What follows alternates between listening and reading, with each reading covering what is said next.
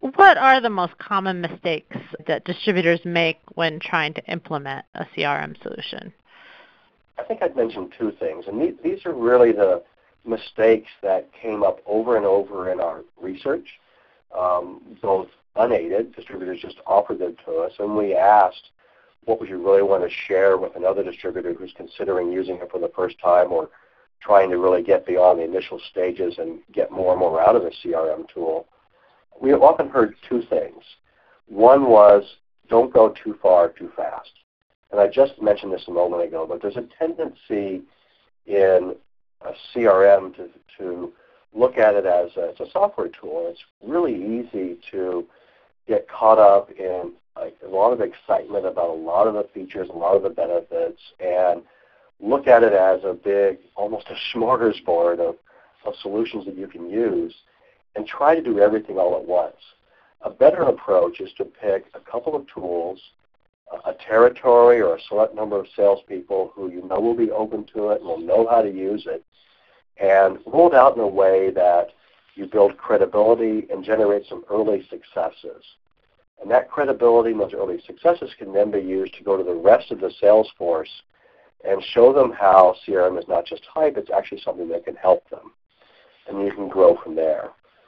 Another mistake we heard is not so much a mistake, but it's a barrier that gets in the way of trialing CRM and really kind of working to figure out how it could be used by a distributor to improve sales or improve profits.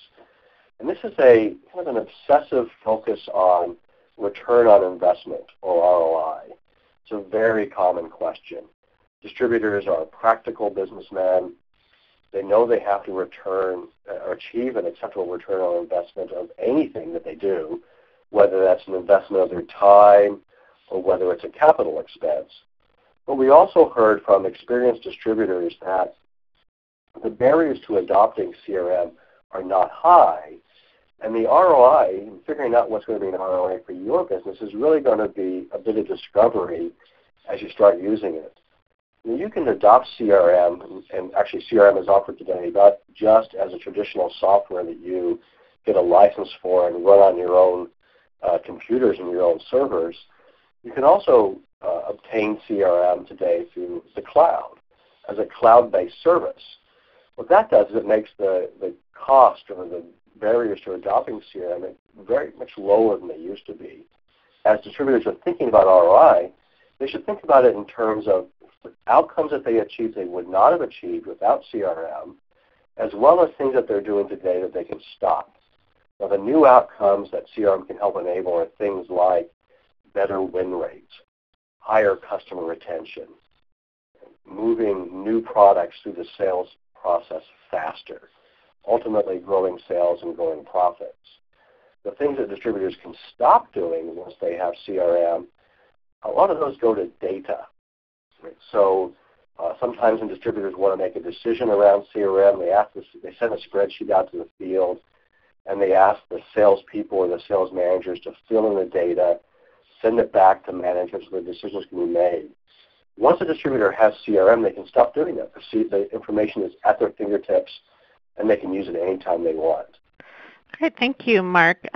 I guess to wrap up today, we talked about a lot of these best practices throughout our conversation, but could you just kind of name some ways that distributors can overcome some of these typical obstacles we've talked about and really optimize the benefits they can get from CRM? I mean, what are some of the lessons learned kind of in a higher level, from a higher level perspective that you've kind of uncovered in your work? Here are 4 very strong lessons learned that we've heard from many distributors. 1, leadership is critical. Leaders have to be involved. They have to understand the benefits. Leaders have to view CRM as enabling the salespeople to get better results, not as a tool that they can use to look over the salesperson's shoulder in kind of hyper-managing their activities. A second lesson learned is everybody plays. It's not uncommon for high-performing salespeople or just other salespeople in the organization to say, I have my own process and I'll continue using it. CRM generates the best results for distributors when everybody is on board. Everybody's information is in CRM and everybody is using the new information that CRM can provide. A third lesson learned is about training and coaching.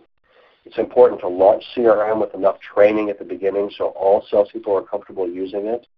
Not just using the software, they should be trained on how to use it within their own sales process that will achieve the results the distributor is trying to achieve. And then very closely related to training is coaching. Sales managers should be very well armed with coaching processes and coaching disciplines so they can train or coach the salespeople to success. And I would maybe underscore the last lesson learned, which many distributors told us after the fact, after they had successfully launched CRM and looked over experiences over a year or two, they realized that CRM is a lot about change management. It's about getting the organization to adopt a new tool and using that tool to reinforce the best practices. And part of change management goes back to leaders, making sure that they are setting the vision for where they want to take the company and how CRM can enable that. And another very important part of sales management and change management is focusing on the sales manager, who are really on the front lines of knowing whether or not CRM is being adopted, whether it's being used in the way that was intended, whether it's generating successes, or whether it's creating frustration or problems in the sales force, which once are identified can be addressed and overcome. Well, that's a great way to wrap that up. Thank you so much, Mark, for sharing kind of your research today and your insights on this very important topic. A lot of distributors are interested in it right now. So thank you so much for joining us. You're welcome, Lindsay. I thank you for inviting me, and I thank you for the opportunity to share the results of our research and what it can mean for distributors. Okay, if you're interested in learning more about Mark's work and what he does with distributors and the work he does on channel strategy, innovation, and execution, just visit his website at channelvation.com or contact him at mark.dancer@channelvation.com. His book with NAW on CRM is planned for release this summer. Thank you for joining us today.